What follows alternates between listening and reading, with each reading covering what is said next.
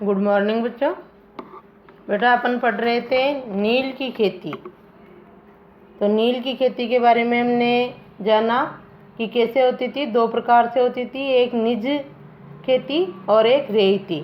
उसमें हमने देखा कि निज खेती में बागान मालिक खुद खेती करते थे, उसमें क्या क्या समस्याएं थी वो जानी, और रेयतों की ज़मीन पर नील की खेती में क्या क्या समस्याएं थी वो हमने देखी। तो हमने देखा दोनों में कि इसमें जो रेत थे, किसान थे, उनको किसी भी प्रकार का कोई फ़ायदा नील की खेती से नहीं था।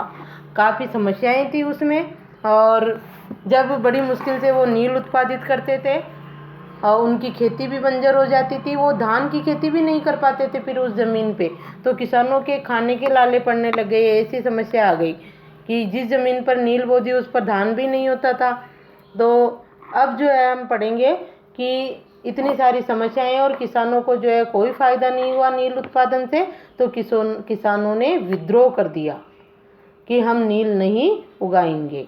तो देखो नील विद्रोह और उसके बाद क्या होता है। किसानों ने विद्रोह कर दिया, बागान मालिकों और वो जो थे ईस्ट इंडिया कंपनी के फैक्ट्रियों में काम कर जो अफसर वगैरह, उन सब के विरुद्ध, बागान मालिकों के विरुद्ध उनके, कि हम नील की खेती नहीं करेंगे। तो देखो क्या होता है फिर। मार्च 1959 में बंगाल के हजारों रैयतों ने नील की खेती से इनकार कर दिया। नील विद्रोह कब हुआ? मार्च 1959 में। अपनी 1857 में क्रांति हो गई थी, उसके बाद की बात है। तो अंडरलाइन करो इस पे, ये भी याद रखोगे। नील विद्रोह कब हुआ? मार्च 1859 में। मार्च 1859 में बंगाल के हजारों रैयतों ने नील की खेती से इनकार कर दिया। जैसे जैसे विद्रोह फैला, रैयतों ने बागान मालिकों को लगान चुकाने से भी इनकार कर दिया। अब रैयतों के साथ क्या समस्या थी, वो तो कर्ज लेते रहते थे ना, तो वो जो है कर्ज में डूबे हुए थे, और लगान जो बागान मालिक जो अनुबंध करते थे उनकी खेत का, वो चुकाने के लिए भी रैयतों ने इनकार कर दिया। वे तलवार, भाले और तीर कमान लेकर नील की फैक्ट्रियों पर हमला करने लग गए। इतने परेशान हो गए मजदूर, वो रैयत जो थे वो। औरतें अपने बर्तन लेकर लड़ाई में कूद पड़ी। बागान मालिकों के लिए काम करने वालों का सामाजिक बहिष्कार किया गया। और जो ये रैयत थे वो बागान मालिकों के लिए फैक्ट्रियों में काम करते थे ना लोग, जो मजदूर, उनका सामाजिक बहिष्कार किया गया। उनको भी मना किया गया कि तुम अगर यहाँ काम करोगे बागान मालिकों के यहाँ, तो तुम्हें समाज से बाहर कर दिया जाएगा। बागान मालिकों की तरफ से लगान वसूली के लिए आने वाले गुमास्ता एजेंटों की पिटाई की गई। रैयतों ने कसम खा ली कि न तो वे नील की खेती के लिए कर्जा लेंगे और न ही बागान मालिकों के लाठीधारी गुंडों से डरेंगे। ये इस तरह से जो है नील का विद्रोह, पूरा पैराग्राफ आएगा नील के विरुद्ध विद्रोह किस प्रकार किया, उसमें बिल्कुल उन्होंने मना कर दिया। पूरे पैराग्राफ में यही है ना, नील का विद्रोह कैसे किया रैयतों ने। उन्होंने इनकार कर दिया कि हम न तो तुम्हारी ज़मीन लेंगे, न तुम्हें कर देंगे, और जो लगान वसूली के लिए जो गुमास्ता एजेंट नियुक्त कर रखे थे उनको भी उन्होंने भगा दिया मार पीट के। और बागान मालिकों को भी कह दिया कि हम किसी से नहीं डरेंगे। अब नील के किसान चुप बैठने को तैयार नहीं थे। क्यों? उन्हें बगावत की ताकत कहाँ से मिली? इसमें कोई शक नहीं कि नील की खेती अत्यंत दमनात्मक थी। नील की खेती की रैयतों के लिए बिल्कुल अच्छी नहीं थी। लेकिन जो लोग दबे होते हैं वे हमेशा बगावत नहीं करते, ऐसा कभी कभी ही होता है, ये तो है ही। उसमें जो है वो लोग दबे हुए थे, बागान मालिकों से कर्जे में दबे हुए थे, और कोई उनके पास अपनी ज़मीन थी नहीं जिस पर वो खेती कुछ कर सके। तो इस तरह से जो है वो बगावत नहीं कर सकते थे। लेकिन वो बहुत परेशान हो गए। वो ऐसे लोग जो दबे हुए होते हैं वो कभी कभी बगावत करते हैं और फिर पीछे भी नहीं हटते हैं। तो देखो इन्होंने कैसे बगावत की, किसने इनका साथ दिया बगावत में, इनको ताकत कहाँ से मिली, ये देखो इसमें देखो कि उनको ताकत कहाँ से मिली, कौन लोग उनके साथ हो गए। 1859 में नील रैयतों को लगा कि बागान मालिकों के खिलाफ बगावत में उन्हें स्थानीय जमींदारों और मुखियाओं का भी समर्थन मिल सकता है। बहुत सारे गांवों में जिन मुखियाओं ने से नील के अनुबंधों पर जबरन दस्तखत कराए गए थे, उन्होंने ही नील किसानों को इकट्ठा किया और लठियालों के साथ आमने सामने की लड़ाई लड़ी। तो उनको जो किसका सहयोग मिला, हमने पहले पढ़ा था कि बागान मालिक उनसे जो होते थे गांव के मुखिया, उनको भी जो है दस्तखत करने के लिए मजबूर कर देते थे भूमि का अनुबंधन करने के लिए। तो उन्हीं ने, गांव के मुखियाओं ने और इन्होंने ही रैयतों का साथ दिया और इनको प्रोत्साहित किया कि अगर लठियालो किसको कहा गया, वो लाठियाँ ले लेके मारने के लिए आते थे रैयतों को, तो उनसे भी हम आमने सामने की लड़ाई लड़ेंगे। बागान मालिकों के लोग, उनके द्वारा उनको रैयतों को डराने के लिए भेजे गए जो लोग थे ना, उनको कहा गया था ये लठियाल। तो मुखियाओं ने उनका साथ दिया। कई स्थानों पर रैयतों को बगावत के लिए उकसाते हुए खुद जमींदार गांव-गांव घूमे। जमींदारों ने भी उनका साथ दिया।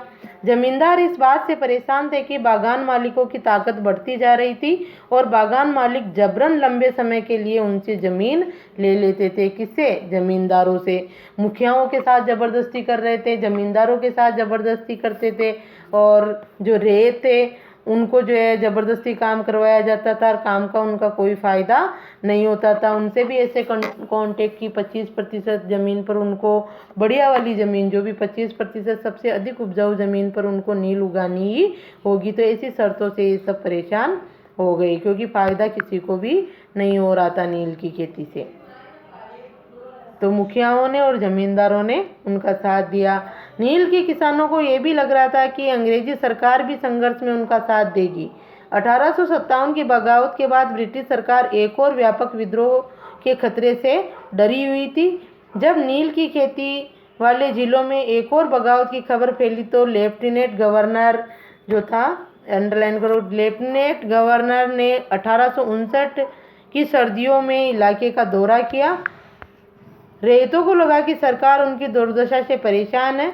बरसात में मजिस्ट्रेट एस्ले ईडन, अंडरलाइन कर लो इस पे, उसने दौरा किया गवर्नर ने 1859 की सर्दियों में उन क्षेत्रों का जहां पर नील का विद्रोह हो रहा था और रैयतों की दुर्दशा उसने देखी। तब उसने जो है एक मजिस्ट्रेट एस्ले ईडन को ने जो है एक नोटिस जारी किया जिसमें कहा गया था कि रैयतों को नील के अनुबंध मानने के लिए मजबूर नहीं किया जाएगा। इस पे अंडरलाइन कर लो, मजिस्ट्रेट एस्ले ईडन, इसने जो है नोटिस जारी कर दिया कि रैयतों को नील के अनुबंध मानने के लिए मजबूर नहीं किया जाएगा। इस नोटिस के आधार पर लोगों में एक खबर फैल गई कि रानी विक्टोरिया ने नील की खेती न करने का हुक्म दे दिया है। रानी विक्टोरिया कौन थी? वो इंग्लैंड की महारानी।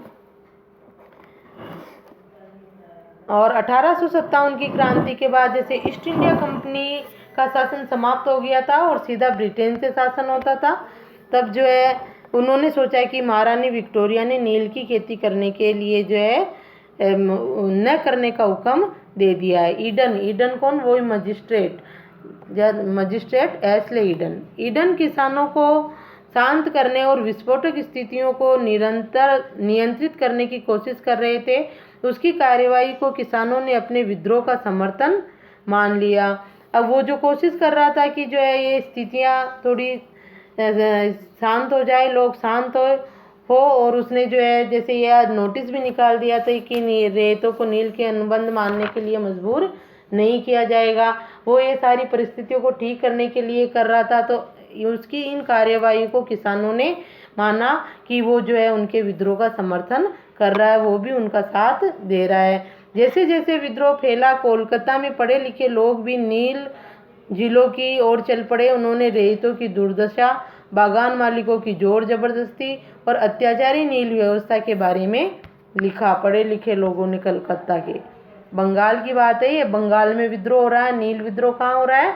बंगाल में। ये भी ध्यान रखोगे, आप लिख लो यहाँ, बंगाल में नील विद्रोह, बंगाल में हुआ है। इस बगावत से परेशान सरकार को बागान मालिकों की रक्षा के लिए सेना बुलानी पड़ी। नील उत्पादन व्यवस्था की जांच करने के लिए एक नील आयोग भी बना दिया गया। 1857 की क्रांति से वैसे ये डरे हुए थे, तो जो है इन्होंने तुरंत जो है कार्यवाही की। अब एक नील आयोग का गठन किया गया। अब आयोग ने क्या किया है देखो, इस आयोग ने बागान मालिकों को दोषी पाया। जो आयोग का मतलब 4-5 सदस्य बनाए और उनको ये कहा गया कि आप जाके स्थिति का जायजा लो कि इस विद्रोह में किसका दोष है, क्यों विद्रोह हो रहा है, कौन गलत है, तो आयोग ने बागान मालिकों को ही दोषी पाया। जोर जबरदस्ती के लिए उनकी आलोचना की। वो उनसे, जमींदारों से, गांव के मुखियाओं से जो जोर जबरदस्ती करते थे उसकी जो है आयोग ने आलोचना की। आयोग ने कहा कि नील की खेती रैयतों के लिए फायदे का सौदा नहीं है। आयोग ने रैयतों से कहा कि वे मौजूदा अनुबंधों को पूरा करें, लेकिन आगे से वे चाहे तो नील की खेती बंद कर सकते हैं। आयोग ने कहा कि अभी जो आपने अनुबंध कर रखे हैं उसको तो पूरा करें, और आगे से चाहो तो तुम बागान मालिकों से अनुबंध करो या मत करो, बंद कर दो नील की खेती। ऐसा किसने कहा? नील आयोग ने, जो सरकार ने बनाया, ब्रिटिश सरकार ने। इस बगावत के बाद बागानों में नील का उत्पादन धराशायी हो गया। इसके बाद बागान मालिक बिहार पर ध्यान देने लगे। इसके बाद क्या हुआ? किसान तो करना ही नहीं चाहते, और ऐसे आदेश आ गए कि तुम ये अनुबंध पूरा करो और बाद में नील की खेती तुम चाहो तो करो, नहीं चाहो तो मत करो। तो वो तो करना ही नहीं चाहते थे। तो बंगाल से जो है नील का उत्पादन क्या हो गया? धराशायी हो गया ब्रिटिश सरकार के लिए। इसके बाद बागान मालिक कहाँ ध्यान देने लगे? बिहार पर। 19वीं सदी के आखिर में कृत्रिम रंगों का निर्माण होने लगा। वो प्राकृतिक नील थी, अब जो है कृत्रिम रंगों का निर्माण होने लगा। इससे उनका व्यवसाय भी बुरी तरह प्रभावित हुआ, क्योंकि जो कृत्रिम रंग थे, नीला रंग था कृत्रिम, वो जो है उसका मुकाबले कुछ भी नहीं था। जो प्राकृतिक नील थी उसकी चमक अच्छी थी, और वो जो है यूरोप महाद्वीप में के देशों में जो है सबसे अधिक पसंद भी की जा रही थी। लेकिन जो कृत्रिम रंग बना नीला, वो जो है अच्छा नहीं था, उसका कहीं पर भी मुकाबला नहीं कर पा रहा था प्राकृतिक नील का। तो उससे जो है उनका व्यवसाय बुरी तरह से प्रभावित हुआ। लोगों ने उस कृत्रिम माल को खरीदा ही नहीं। फिर भी वे उत्पादन फैलाने में सफल रहे। जब महात्मा गांधी दक्षिण अफ्रीका से लौटे तो बिहार के एक किसान ने उन्हें चंपारण आकर नील किसानों की दुर्दशा को देखने का न्योता दिया। 1917 अंडरलाइन करो।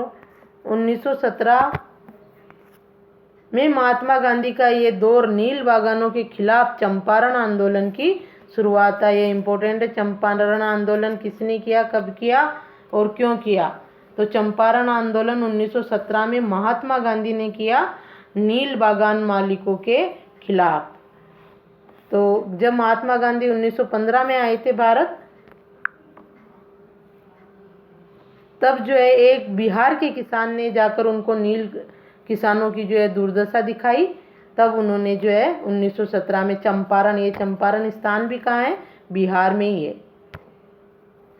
तो चंपारण जाकर उन्होंने किसानों की दुर्दशा देखी, तो नील के विरुद्ध जो है बागान मालिकों के विरुद्ध उन्होंने आंदोलन शुरू कर दिया। कौन सा आंदोलन? चंपारण आंदोलन।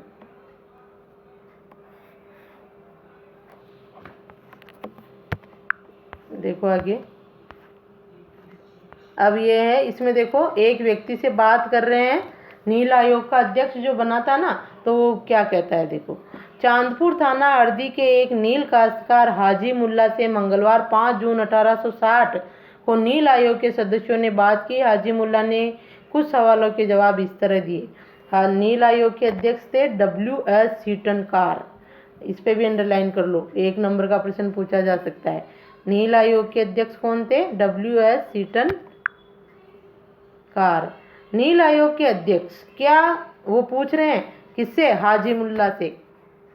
हाजी मुल्ला से पूछ रहे हैं ये नील आयोग के अध्यक्ष, क्या अब तुम नील की खेती के लिए तैयार हो? अगर नहीं तो किस तरह की शर्तों पर खेती करना चाहोगे? हाजी मुल्ला कहते हैं, मैं नील उगाने को तैयार नहीं हूँ। मुझे नहीं पता कि कोई भी नई शर्त मुझे संतुष्ट कर सकती है। हाजी मुल्ला ने कहा कि मैं तो तैयार ही नहीं हूँ और कोई नई शर्त भी मुझे नहीं चाहिए। श्री साले, क्या तुम 1 रुपया प्रति बंडल की कीमत पर भी खेती नहीं करना चाहते? हाजी मुल्ला, नहीं, मैं नहीं करूँगा। नील उगाने के बजाय मैं कहीं और चला जाऊँगा, भीख मांग लूँगा, परंतु नील नहीं उगाऊँगा। तो इस स्रोत 3 को पढ़कर हम जान सकते हैं कि नील उगाने वाले किसान कितने परेशान रहे होंगे और कितना कष्ट उठाया होगा उन्होंने, कर्जे में डूब गए। ठीक है, अब अगला आप क्या है? ये वेस्ट इंडीज में नील उत्पादन। ये हमारे भारत की बात थी। वेस्ट इंडीज में नील उत्पादन का भी पढ़ लो, देखिए वहाँ कैसे होती थी। 18वीं सदी की शुरुआत में एक फ्रांसीसी मिशनरी जो बेप्तिस्त लबात में कैरिबियाई द्वीपों का दौर किया और इस इलाके के बारे में विस्तार से लिखा। देखो 18वीं सदी की शुरुआत में एक फ्रांसीसी मिशनरी जो थी उसने जो है कैरिबियाई द्वीपों का दौर किया और उन्होंने क्या लिखा उसके बारे में, ये देखो। ये तस्वीर लबात की एक पुस्तक से ली गई है। इस तस्वीर में यहाँ के फ्रांसीसी बागानों में नील उत्पादन के सारे चरणों को दर्शाया गया है। जैसे हमारा भारत इंग्लैंड का उपनिवेश था ना, और वो भारत में किस तरह से जो है नील उत्पादित करवा रहे थे, किसानों को मजबूर कर रहे थे, उसी प्रकार से ये फ्रांस का उपनिवेश है, ये कैरिबियाई द्वीप। तो इसके बारे में लिखा है, एक पुस्तक लिखी गई थी, लबात की एक पुस्तक से ली गई है ये। इस तस्वीर में यहाँ के फ्रांसीसी बागानों में नील उत्पादन के सारे चरणों को दर्शाया गया है। बाएं सिरे से आप देख सकते हैं कि गुलाम मजदूर नील के पौधों को सेटलर वॉट, जो अपन ने पढ़ा ना इसमें जो ओद थे, उसमें एक मजदूर सेटलर वॉट में डाल रहे हैं और एक और मजदूर एक मशीनी चरखे से घोल को घुमा रहा है। दाएं से दूसरा दो मजदूर नील की लुगदी को बोरों में भरकर सुखाने के लिए ले जा रहे हैं। अगर हिस्से में दो मजदूर नील की लुगदी को मिलाकर सांचों में डालने के लिए तैयार कर रहे हैं। अगले हिस्से में दो मजदूर नील की लुगदी को मिलाकर सांचे में डालने को तैयार कर रहे हैं। तस्वीरों के बीचों बीच बागान मालिक ऊंची जगह खड़े होकर सारे गुलामों पर नजर रख रहा है। एक कैरिबियाई द्वीप समूह में स्थित बागानों में नील का उत्पादन, बेटा फ्रांस, ये कैरिबियाई द्वीप फ्रांस के उपनिवेश है, तो वहाँ पर जो है इन लोगों से ज़बरदस्ती नील की खेती करवाई जाती थी। ये लोग भी खूब मेहनत करते थे, लेकिन इनको भी कोई फ़ायदा नहीं होता था उस नील की खेती से। ये देखो, ये खड़े होके देख रहे हैं। ये वेस्ट इंडीज़ की स्थिति है, इससे अपना प्रश्न नहीं बनेगा, आपको अपने भारत तक ही देखना है। ठीक है, यह आपका चैप्टर पूरा हुआ। आप चैप्टर को पढ़ना ढंग से और इसका जो भी होमवर्क भेजो आपको करना है और समझना है अच्छे से।